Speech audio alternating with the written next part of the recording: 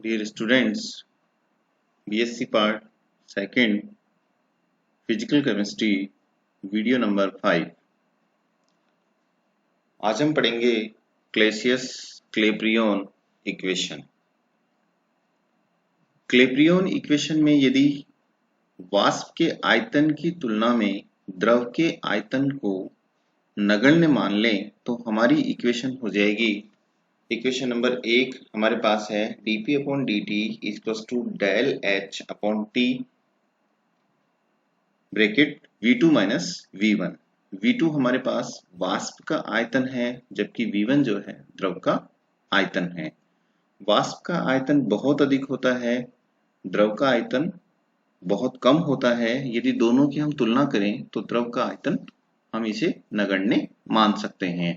इस स्थिति में हमारे पास इक्वेशन नंबर 1 हो जाएगी dp upon dt equals to del h upon t into v। v जो है यहाँ पर ये v2 है जिसको हमने स्मॉल में जो है नीचे लिख दिया है। यहाँ पे देखिए vg, g for volume of gas. माना कि द्रव की वाष्प आदर्श गैस समीकरण का पालन करती है तो हम जानते हैं कि आदर्श गैस समीकरण होता है PV equals to RT। P को अगर हम नीचे भेज देते हैं तो V बराबर होता है RT अपॉन P। यदि हम इस गैस के लिए V के स्थान पर RT अपॉन P लिख देते हैं तो इक्वेशन 2 हमारी हो जाएगी dP upon dt equals to del H upon T और V के स्थान पर हम रख देंगे RT इंटू P। अब इसमें से dP अपॉन P को आप यहाँ नीचे ले जाइए तो dP upon P into dt equals to del H upon P को T से गुणा कर दीजिए तो del H upon RT square. dP upon P को हम लिख सकते हैं d ln P अपॉन ये dt नीचे आ जाएगा और del H upon RT square. यहाँ एक छोटा सा देखिए फॉर्मूला लिखा हुआ है dP अपॉन P का हम इंटीग्रेशन करते हैं तो d ln P जो है इसको हम लिख सकते हैं और d ln P का हम इंटीग्रेशन जब करते हैं तो इसको हम ln P लिख सकते हैं। तो यहाँ पे हमने देखा dP अपॉन P को हम लिख सकते हैं d ln P और d ln P का भी यदि हम इंटीग्रेशन फर्दर हम करेंगे तो हम इसको क्या लिख सकते हैं ln P। उपरोक्त जो समीकरण है इसे ही हम क्लेसियस क्लेब्रियन इक्वेशन कहते हैं जो कई मापन या कई जो हैं चीजों को मापने में अत्यंत उपयोगी होती है। यदि हम डेल एच को स्थिर मानकर समीकरण जो ऊपर जो दिया हुआ है ये जहाँ क्रशर है इसका यदि हम समाकलन करेंगे तो डी एल एन पी का समाकलन लिख दीजिए D L N P D T आगे भेज दीजिए डेल एच अपॉन आर को बाहर ले लीजिए और डी टी ये जो यहाँ डी टी है इसको इधर ले जाइए तो D T upon T square. तो डी एल एन पी का समाकलन जो है एल एन पी हो जाएगा equals to minus del H upon R T. ये यहाँ से देखिए D T upon T square का यदि हम इंटीग्रेशन करेंगे टी स्क्वायर को जब आप ऊपर ले जाते हैं तो T minus two D T. यदि हम इसका समाकलन करते हैं तो हमें मिलता है माइनस वन अपॉन टी। ये एक सिंपल जो है इंटीग्रेशन इक्वेशन है। एक्स इंटू डी एक्स का समाकलन करते हैं तो एक्स की power N plus one upon N plus one के अकॉर्डिंग जो है ये इक्वेशन हमारा रिजल्ट आ जाएगा माइनस वन अपॉन टी। तो माइनस वन अपॉन टी को भी हमने यहाँ लिख दिया और सी हो गया हमारे लिए इंटीग्रेशन ये जो है समाकलन कांस्टेंट।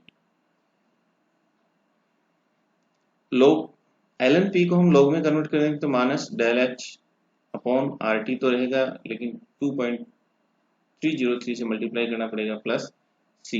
यदि T1 ताप वाष्प दाब P1 व T2 ताप पर वाष्प दाब P2 हो उस स्थिति में ये वाली जो इक्वेशन है जहाँ क्रशर है इसको हम लिख सकते हैं log P1 equals to minus del H upon 2.303 R T1 plus C। इसी तरह से log P2 को हम लिख देंगे minus del H upon 2.303 R T2 plus C। यदि हम log P2 में से log P1 घटाएंगे तो हम इसको लिख सकते हैं log P2 अपॉन P1 और ये आ जाएगा plus del H upon 2.303 R और 1 upon T1 minus 1 upon T2। तो ये जो स्क्वायर ब्रैकेट में इक्वेशन आई इसे ही हम क्या कहेंगे क्लैसियस-क्लैपेरियन इक्वेशन कहते हैं। इस क्लैसियस-क्लैपेरियन समीकरण की कुछ एप्लीकेशंस हैं जिनको हम काम में लेते हैं। सबसे पहले है वाष्पीकरण की गुप्त ऊष्मा का परिकलन। इसके द्वारा हम वाष्पीकरण की गुप्त ऊष्मा का परिकलन कर सकते हैं। हमारे पास इक्वेशन है log P2 upon P1 is equals to del H upon 2.303 R 1 upon T1 minus 1 upon T2। यदि दो ताप हैं हमारे पास T1 और T2 पर, किसी द्रव के दो वाष्प दाब P1 और P2 ज्ञात हों, तो उपरोक्त समीकरण की सहायता से उसके वाष्पीकरण की गुप्त ऊष्मा del HV, V for vaporization, और तो del HV का हम परिकलन कर सकते हैं। दूसरा है क्वथनांक और हिमांक का परिकलन। यदि किसी द्रव का हिमांक या क्वथनांक किसी एक दाब पर ज्ञात हो तो उसे किसी अन्य दाब पर क्लैसियस-क्लैपेरॉन समीकरण की सहायता से हम परिकलित कर सकते हैं। तीसरा है किसी अन्य ताप पर वाष्प दाब का परिकलन। यदि किसी द्रव का एक ताप पर वाष्प दाब ज्ञात हो तो उस समीकरण की सहायता से ही हमें दूसरे ताप पर भी हम उसको परिकलित कर सकते हैं।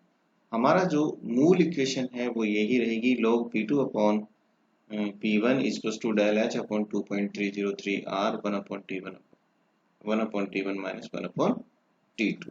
यहाँ हम del H निकाल सकते हैं, T1 निकाल सकते हैं, T2 निकाल सकते हैं, P1 निकाल सकते हैं और P2 निकाल सकते हैं।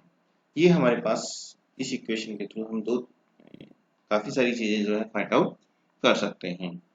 चौथा हमारा पॉइंट है मोलल उन्नयन स्थिरांक का परिकलन। किसी विलायक के मोलल उन्नयन स्थिरांक Kb का परिकलन कर सकते हैं। यहाँ हम डिफाइन करते हैं मोलल उन्नयन स्थिरांक क्या होता है। किसी विलाय के 1000 ग्राम में किसी भी विलय के 1 मोल को घोलने पर सैद्धांतिक रूप से विलाय के क्वथनांक में कितना उन्नयन या वृद्धि होती है उसे उस विलाय का मोलल उन्नयन स्थिरांक कहते हैं। यानी एक सामान्य कोई द्रव है, उसका हमने क्वथनांक निकाल लिया, अब उस द्रव का 1000 ग्राम लेकर के हम उसका क्वथनांक निकाल देंगे। फिर उस 1000 ग्राम में हम कोई भी उस विलायक में जो है विलय डालेंगे, 1 मोल उसका घोल देंगे विलय का, और फिर हम उसका क्वथनांक ज्ञात करेंगे। तो क्वथनांक में जो है वृद्धि होगी या उन्नयन होगा, इसे ही हम मोलल उन्नयन स्थिरांक कहते हैं।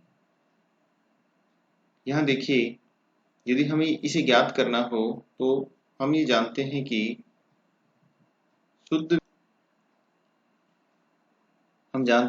शुद्ध विलायक का क्वथनांक T, विलयन का क्वथनांक जो है T प्लस डेल T। यानी विलयन कब बनता है, जब हम उसमें विलय और विलायक दोनों को मिला देते हैं। तो शुद्ध विलायक का क्वथनांक हो गया T और विलयन का क्वथनांक हो गया T plus del T। P1 ज्ञात होने पर हम P2 का परिकलन कर सकते हैं, जैसा कि हमने पूर्व में बताया ln P2 upon P1 is to L upon R 1 upon T minus यानी 1 upon T1 minus 1 upon T2 है, तो उस स्थिति में minus 1 upon T plus del T। यहाँ ln P2 upon P1 is to L upon R into दोनों का difference हम निकाल लेंगे del T upon T square. यहाँ पे ln चूंकि ln P2 upon P1 equal to हो जाएगा P2 minus P1 upon P1 equal to L R into del T upon T square. हम ये भी जानते हैं कि L upon R into del T upon T square को हम small n upon capital N लिख सकते हैं। कैसे लिख सकते हैं, इस इक्वेशन में देखिए P2 minus P1 upon P1 का जो मान होता है वो होता है small n upon capital N। तो इस स्थिति में हम यहाँ इस इक्वेशन में ये वाला मान जो है स्मॉल n अपॉन n रख देंगे, तो बाकी ये वाली इक्वेशन इसके इक्वल हो जाएगी।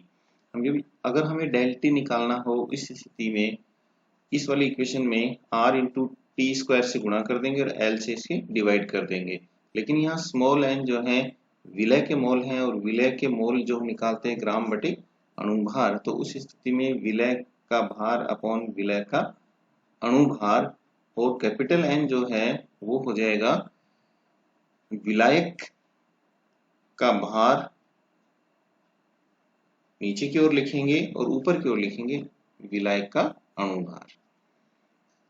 तो डेल टी इक्वल्स टू, ये हमारे पास आ जाएगा RT² upon L, as it is लिख देंगे। और इसमें से देखिए इसे हम लिखेंगे M, यानी M का मतलब विलायक का अणुभार और वेट जो है 1000। जबकि हम 1 मोल घोलते हैं तो W अपॉन M की जो वैल्यू है वो कितनी मान ली गई है, 1 मान ली गई है, 1 मोल मान ली गई है। तो उस स्थिति में हमारी इक्वेशन ये वाली प्राप्त हो जाएगी। स्मॉल l जो है यहाँ पर होता है L अपॉन M प्रति ग्राम वाष्पीकरण की गुप्त ऊष्मा। तो परिभाषा के अनुसार विलय के 1 मोल को विलायक के 1000 ग्राम में यदि घोलने पर विलायक के क्वथनांक में हुई वृद्धि को मोलल उन्नयन स्थिरांक कहते हैं। अतः मोलल उन्नयन स्थिरांक Kb का मान हमारे पास आ जाएगा RT² अपॉन L इंटू 1000। यहाँ देखिए M अपॉन 1000 है, यहाँ देखिए। तो इसी से हमने ये इक्वेशन ली है।